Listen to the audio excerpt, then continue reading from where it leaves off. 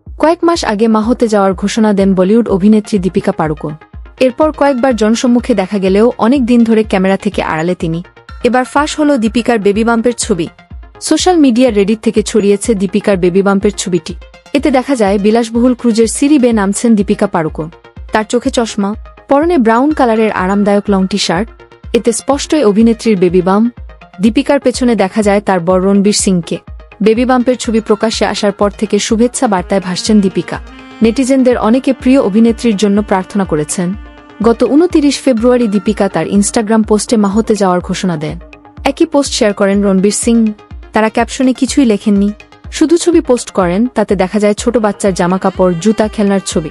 এতে লেখা ছিল সেপ্টেম্বর 2024, দীপিকা রণবীর। সঞ্জয় লীলা বানসালি পরিচালিত রামলীলা সিনেমার শুটিং সেট থেকে শুরু। এরপর বিভিন্ন সময় বলিপাড়ায় রণবীর সিং ও দীপিকা পাড়ুকোনের প্রেম ও বিয়ের গুঞ্জন শোনা যায়, কিন্তু তা অস্বীকার করে আসছিলেন তারা। 2018 সালের নভেম্বরে বিয়ে করেন এই জুটি।